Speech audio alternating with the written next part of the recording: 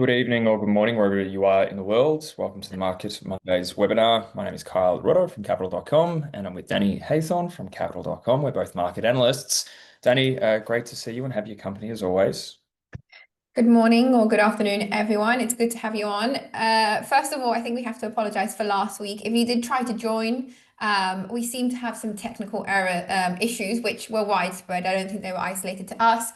Zoom wasn't working very well, and it wasn't until about halfway through that we realized that none of you had actually been able to join, nor did we have a recording to post on YouTube. So hopefully all is good today. We see some people online. We've already had some comments come through. So I think we're all good to go today, Kyle, to get this show on the road. Yeah, certainly. We do apologize. And it wasn't our fault, it was AWS. So hopefully they've learned from their mistakes and it won't happen again. But let's just go through the compliance slide very quickly. Of course, like we said, we're at the Market Mondays webinar.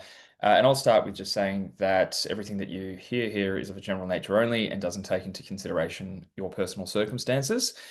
So please, obviously, consider your own risk profile before trading CFDs. And if you do require financial advice, please do that independently. Danny, you've also got something to add there as well. Yeah, just to say, of course, most of you know by now, but the products that we do offer at Capital.com, which include CFDs, and for those of you in the UK, also spread betting, just be aware that they are products that carry a high level of risk. So make sure you understand the products before trading them and that they are a appropriate product for you to trade. Indeed. And let's very quickly just go through a hardly exhaustive list of things worth talking about this week because really it's a very fast and evolving situation. And if it's not the biggest week that you're going to get for the year, certainly the biggest week for the quarter, and well, a monumental amount of risk or event risk is coming up. US-China trade talks, we'll probably start with that just a moment's time, but of course we've got earnings coming through. We've also got the US Federal Reserve decision, as well as a swathe of other central banks. And there's even stuff going on in Australia, which is lovely for me and people in the Antipodes as well. But Danny, I don't know if you want to kick it off. You want me to lead with it because it sort of broke in a way in the Asian session that we've gotten this better than expected outcome, it would seem, from trade talks between the US and Malaysia over the weekend. And now we're sort of gearing up for a potential trade deal or a relatively comprehensive trade deal between the US and China, which could not end the trade dispute between the US and China, because as we've learned, it can rear its ugly head at a moment's notice. But nevertheless, it could put it sort of on ice or improve the situation quite markedly. Yeah, it seems like all of the drivers are kind of aligning this week to potentially offer another significant week of risk on appetite if everything goes as planned. One of them being, of course, that step forward that appears to have happened between China and the US in their negotiations to try and resolve some of the issues, which would include essentially China stepping back from its curb on rare earths. So yeah, it seems like we've had some positive developments. As you said, it's not final. That doesn't mean that all is good and everything's forgotten. We are talking about the two biggest nations in the world, and they do tend to like to go a little bit of tit for tat every now and then. So we've got to watch out for any further headlines. Things could still sour, I guess, from this point. But all in all, the momentum seems positive. If we're looking at how the stock market is opened, the US futures are actually pointing at a jump at the open in the pre-market, looking to open strongly higher, followed closely, of course, by Europe pulling in from that momentum as well. So it seems to be a positive headline. It seems to be a positive catalyst to start the week. I guess now is, do we get any further headlines come through that could potentially rock a little bit of the confidence in markets? Yeah, well, I mean, everyone was kind of expecting that there might be something constructive to come out of the Malaysia talks. And I think going into the weekend, neither side had really pulled back from their threats. Obviously, like you said, Danny, on the Chinese side of rare earth exports, and at least with the States, the retaliatory tariffs, I suppose you could call them, for China's decision to do that. But I think what really caught everyone off guard was that not only did they kind of, put down the proverbial gun on that one, but it looks as though we'll also get a deal that will finalize some level of tariffs. There's also talk about tariffs on China coming down because of its commitment to stop the flow of fentanyl going into the United States, a drop on shipping levies as well, soybean purchases. So this is all stuff that was kind of laid on top of just simply stating it, both sides would no longer follow through with the threats that we've got for the last sort of 2 or 3 weeks. And this is a monumentally positive thing because we haven't had a trade deal between the US and China sort of really tabled since the April Liberation Day tariffs. Things were just sort of getting kicked down the road constantly. And there was even talk that, there wouldn't be a meeting between Xi and Trump this week because, there wasn't going to be anything materializing. But it really seems that we've got ASEAN in our part of the world, or at least our what we call it, the Eastern Hemisphere in the next week or so. Trump and Xi will probably meet, it would seem, on the sidelines to sign something. And it's going to mean lower tariffs, less uncertainty for the markets on the margins, a better growth outlook for China, Asia, the global economy. And we've got this rip now to record highs right across the globe. The Nikkei, which we might touch on a little bit more in a second because we've got the BOJ coming up this week too. The Nikkei went through 50,000 today. It's really a risk on move.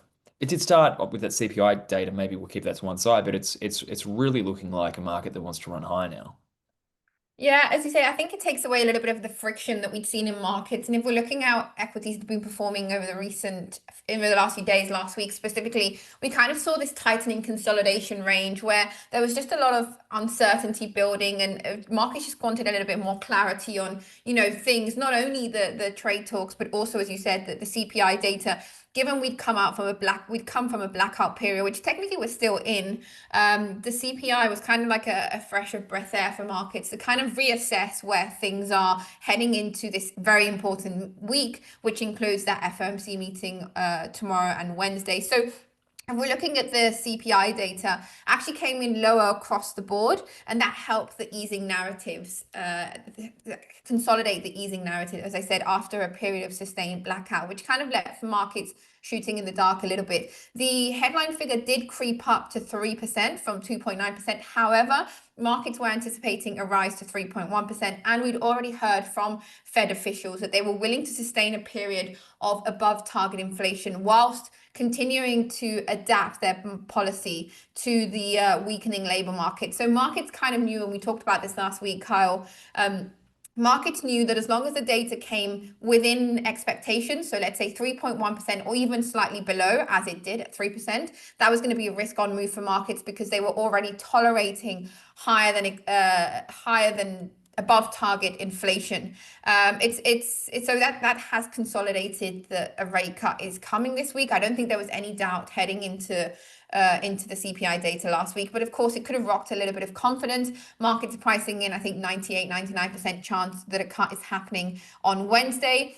In terms of with regards to forward guidance, again, markets are pretty certain that the Fed is going to continue easing into 2026 with another potential cut before the year is out. However, inflation does look like it's going to remain closer to 3% than 2% throughout most of next year. So the question now is, have markets gone a little bit too ahead of themselves? Are they still a little bit too optimistic with the cutting cycle, and whether we're going to see a period of having to adjust to those expectations? Of course, that is a conversation for a later date. Right now, markets are focused on the data was significantly positive, and that has opened the doors and enabled the Fed to cut rates this week.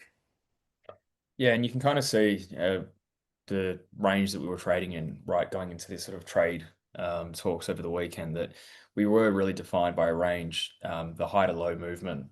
This is the Nasdaq, the S&P 500 is the same. This high to low movement of the sell-off that we saw when the US announced those tariff hikes in response to the rare earth export curve. So it's really clear that we're kind of breaking away from that now, and markets have put it behind it. And as you said, Danny, we'll maybe look at the FedWatch tool now, because the data, as you just outlined on Friday, gave the Fed, well, not impetus to cut this week. It was never really going to stand in the way at all, as you noted, but it has allowed the markets to continue to pretty much price in that a December cut is what's that 96% baked into the price. And if you look at the federal funds rate, which maybe I can get here the curve, possibly, just because you might find it interesting to have a look at, if I can actually find it. more or less you can see that the markets are pricing in a I'll see if it's in here. The markets are pricing in a federal funds rate of, here we go, almost below 3% by this time next year, which is to say a fairly aggressive interest rate cutting cycle, despite the fact that, we do have inflation running a little bit stubbornly above target and, arguably the Fed not just willing to look through one-off price pressures, but also more or less willing to forego its inflation side of its mandate to protect the labor market and certainly not stand in the way of the US economic growth story. Danny, we get the SEP. We actually don't. We don't. I don't think we get an SEP at this meeting, do we? We get it at No, we get it in December. we Yeah. get it in December. So it's only really going to be the press conference that we're going to be looking for any kind of guidance here. Because I mean, if you sort of talk about where the volatility would come, it would be in a situation which leads to some kind of pricing out of those, aggressive rate cuts. Maybe language that's a little bit too hawkish. I don't think it's going to happen, but I guess it's the press conference. If there's going to be a shock, that's where it's going to come from. Yeah, I think the only risk you could note, as you said, is potentially a little bit of a cautious message from Powell. I think that the FOMC is aware of how aggressive markets are pricing in cuts, and often they try and discourage that kind of aggressive behavior in markets without being too aggressive themselves with their messaging. However, it's interesting you were saying that they kind of have to abandon their mandate of inflation to kind of focus on the labor market. But we also have to take into account that the labor market has shown signs of softening, especially in the last 3, 4 months, with a few readings that took markets by surprise and a few downward revisions and kind of suggesting that maybe the data had been overstated. But when you look at the actual data, the raw data, it's not that bad. Inflation still remains below long-term, sorry, inflation, what? The unemployment still remains well below long-term averages. There's still jobs being added to the US economy, even though, yes, at a much slower pace, which is expected after a period of 4 years of very, very strong growth. The labor market has softened, and I think it's definitely softened much more than markets were anticipating. But when you look at the crude data, the economy is still doing well, relatively well. So maybe the risk comes from there, from the Federal Reserve wanting to kind of reassure markets that yes, it's focusing on the labor market. It is able to kind of sustain, as we said in the past already, that above target inflation. However, the situation isn't that bad, maybe to warrant cuts in the next year that takes it all the way down to 3%. So maybe, as we said, that's where the risk could come. Maybe not at this meeting, but maybe in the next few weeks, potentially heading into that last meeting of the year. That's where markets could see some risk, some downside risk coming in. So yeah, and also, I mean, with the meeting this week, as we've said, there's so many variables. As you said, we've got the Mag 7 reporting, we've got the trade talks. Maybe the FOMC meeting kind of gets left a little bit in the background. I don't know, given that markets are so certain what's going to happen and we don't have any economic projections to be released. Yeah, I can imagine it potentially ending up being that way just in the short term because it would make a lot of sense for Powell to try and maximize optionality, which is to say that I can't imagine they'd want to encourage too much the pricing that's being baked in right now. So certainly not leading the markets to any extent to a sort of deep rate cutting cycle going into 26. But by the same token, I can't imagine either with what's on at stake at the moment that they'd be inclined to push back on the pricing and perhaps highlight upside risks to inflation or very meaningful upside risks to inflation any more than they already have, which is to say that they think there's going to be this one-off lift because of tariffs and that has partially come through and they're just vigilant about it. So it might be a problem for another day because one thing that, and this is probably getting a little bit off topic for now, one thing that I do worry about is that a lot of the signs that we're seeing in markets at the moment, especially considering the policy outlook that we have from both a monetary and fiscal perspective going into next year, is that things could start heating up again quite aggressively. And on the labor market point too, a very interesting article I read from, I think it was Brad Setzer last week. Don't quote me on that. He might have been the one sharing it on Twitter, talking about how most of the weakness in the labor market anyway is a supply side issue because of immigration policies. So the break-even rate when it comes to the break-even rate when it comes to employment has just been lowered, and the unemployment rate will remain around current levels despite the fact that we're getting these kind of modest job gains. Again, I I kind of feel that the risk going forward could be that there are signs of overheating somewhere down the line, or a heating back up of the economy that leads to the pricing out of rate cuts. Again, like you said, Danny, I just can't see that it will necessarily happen at this particular decision. In fact, I think the Fed will actively avoid it. But do you want to talk about just how the magnitude of earnings this week? Because I think it's 44% of the S&P 500 we get report. Yeah. And then obviously we get five of the Mag 7 report in the space of effectively 24 hours. Yeah, I think I think that the conclusion we've had from the earnings season so far is positive developments. I think we've seen a few um, reactions in the market that kind of suggest a little bit of disappointment. Was it both Tesla and Netflix, I think, actually dropping after the earnings, even though the numbers weren't so bad. And I think heading into this earnings season, we've kind of said this before, that where is the bar set when it comes to expectations and complacency in markets? Because specifically with some of these Mag 7, these big tech companies, we've gotten so used to that strong earnings growth and beating. I think you were saying last week, or was it?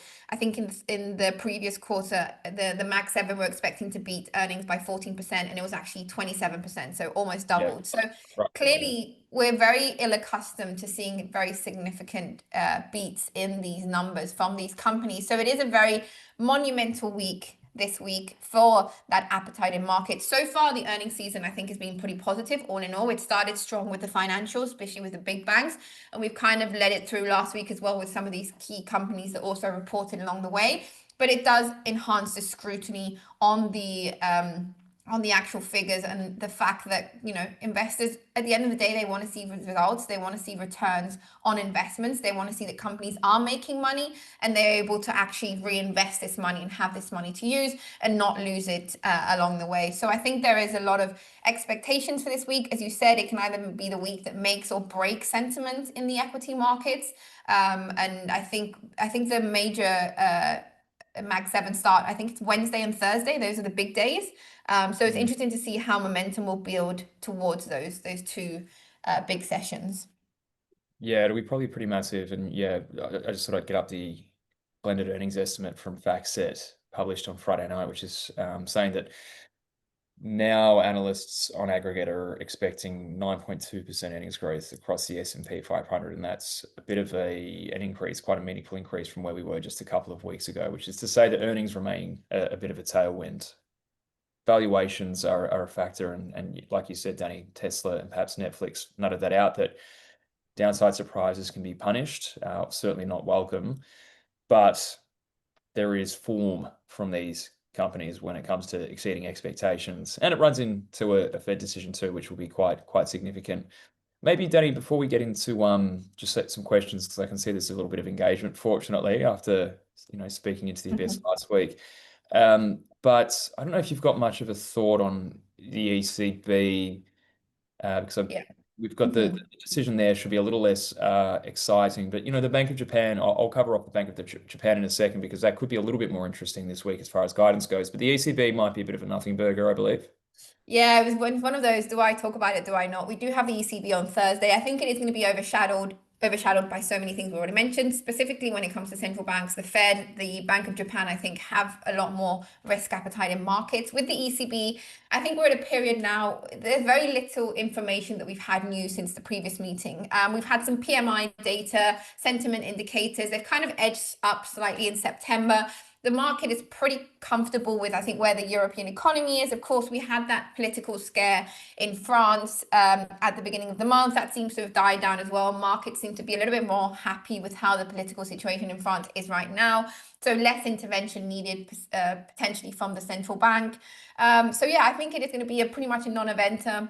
I mean, looking at market pricing, 99% chance of no change. As I've said in the past, the ECB did pretty well in front running the softening or the cutting cycle, heading to where they are now at 2%. I think that's a pretty comfortable area to be in. As I said, no new data to kind of conflict that scenario. So I think, yeah, pretty much non-eventer. I guess watch out for any commentary, but I just don't think with everything going on this week, I don't think that there's going to be a lot of focus on that. I think European equities are going to be focused on general sentiment in markets, and the euro is going to be very much at the mercy of the dollar this week. So yeah, I don't think it's going to be that exciting.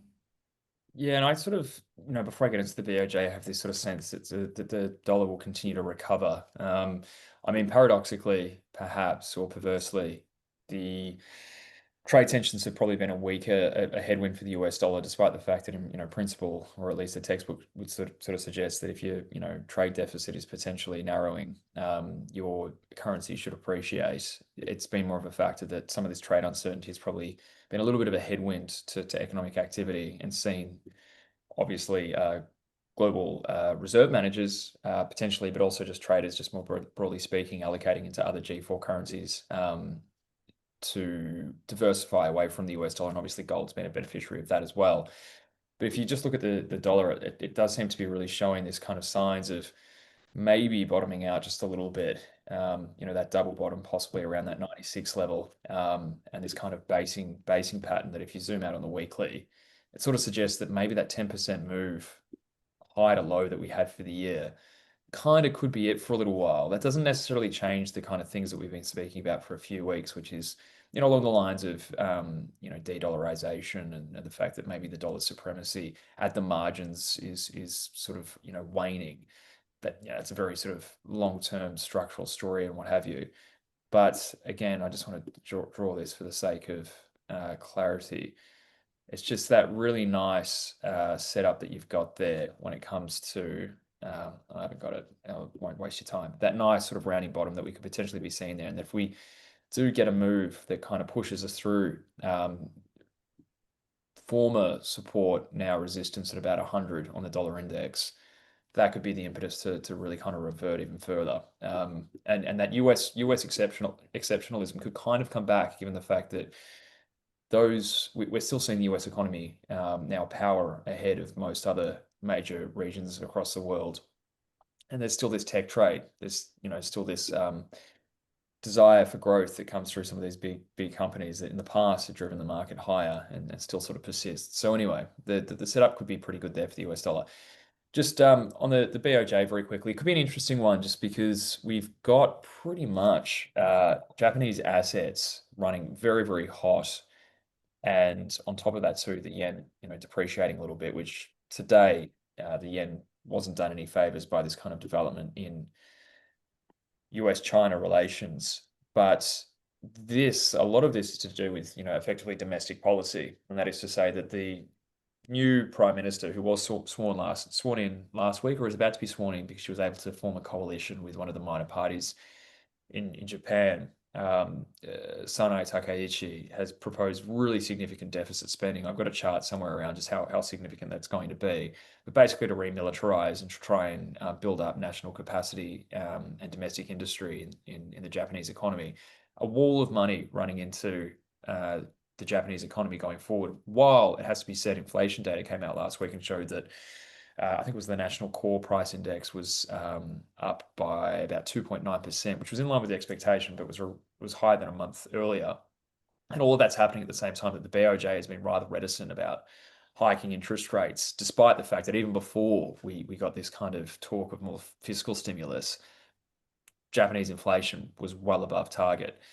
So there's this kind of question this week is whether we'll get a sort of a surprise from the BOJ that they'll kind of, especially now that trade uncertainty is diminishing, and that's something that they've leaned on in the past for, not taking more fierce action, that there might be a little bit of a hawkish surprise, that there might be a talk that not so much though it'll hike interest rates at this particular meeting. I think that's pretty much ruled out. But maybe the next meeting or the first meeting of 2026 could be in play, which the markets aren't pricing in at the moment. And that could be a pretty significant move. Someone asked me today whether it would be kind of like a carry trade unwind moment. And I suspect it won't be the case because the Fed is easing policy and financial conditions are so accommodative at the moment. But it could be something that could be really significant because I think we also get the updated forecasts from the outlook, the economic outlook gets updated as well from the Bank of Japan at this meeting too. So they're going to provide some more insight on where they think inflation might be going into next year. And again, that might provide some color as to where policy rates might need to be, and whether the BOJ for lack of a better term, sort of start to man up to try and tackle this inflation issue. But a really interesting one to watch because again, the yen's depreciated significantly over the last few weeks uh, because of a collection of these dynamics. And I dare say that it's actually quite an interesting move because I've been looking at this one for a little while. We're coming up to a really key level now in the trend for the USD JPY. I mean, if that breaks, that's a pretty clear signal. But I have this gut feeling that maybe the Bank of Japan will maybe surprise the markets just a little bit because they're going to have to take inflation seriously. So just keep an eye out for that one. Obviously, a long monologue there, but I think it could be one that could shake things up out of left field, perhaps, with everyone's focus on the Fed and earnings.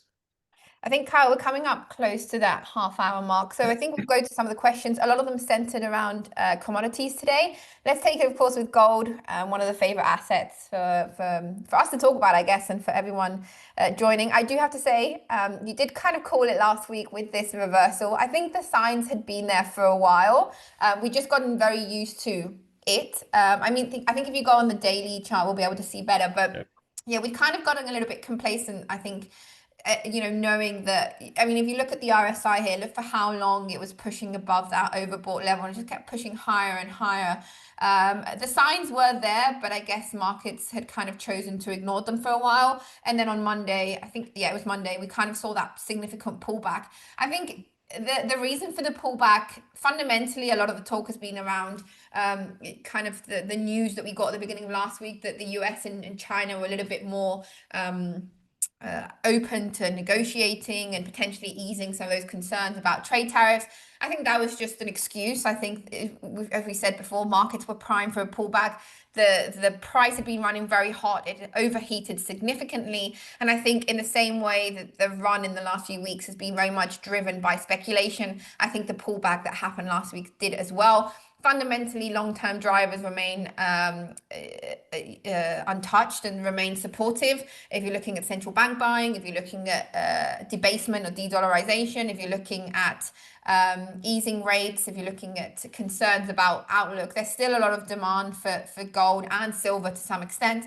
However, I think the market was primed and ready, and last week was just the perfect excuse to pull back. Right now, I'm kind of stuck with a little bit of a bearish bias, as you can see there. After that significant pullback that we saw on Monday, there wasn't really any further appetite, as you could see, those three candlesticks really suggesting that there was an attempt to move lower once again, then an attempt at a reversal. We didn't really get much further away from that. So 450 kind of seems to be like the area right now that the momentum is stuck at. It looks like this week we're looking at potentially another round of downside pressure. We've said so many things that could drive this move, whether it's the tech sector improving sentiment in markets, or rather than improving, driving it further, whether it's the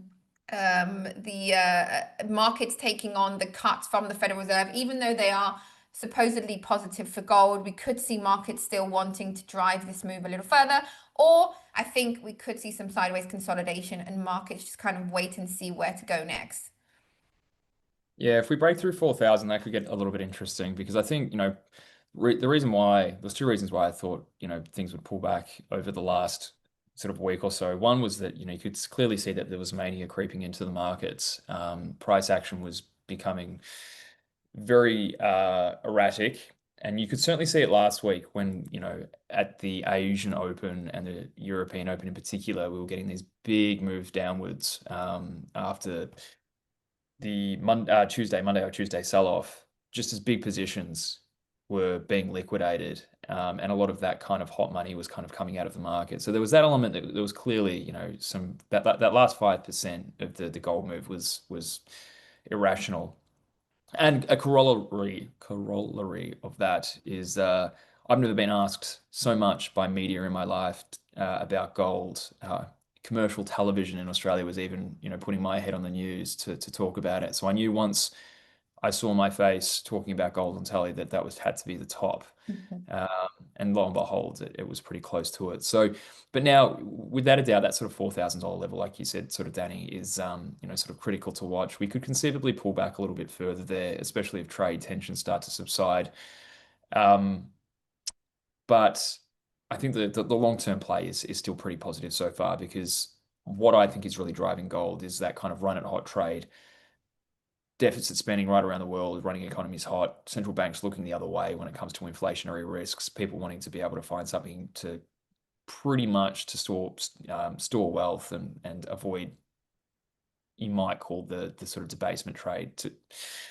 That's the really important thing for gold, as well as that sort of central bank demand too. So nevertheless, keep an eye out for those kind of levels on the downside, because we could still see some of these sort of more speculative positions sort of cleared out on the way down, because it was a 10-15% move from the breakout at 3,500. But I'm still pretty bullish gold in the longer term.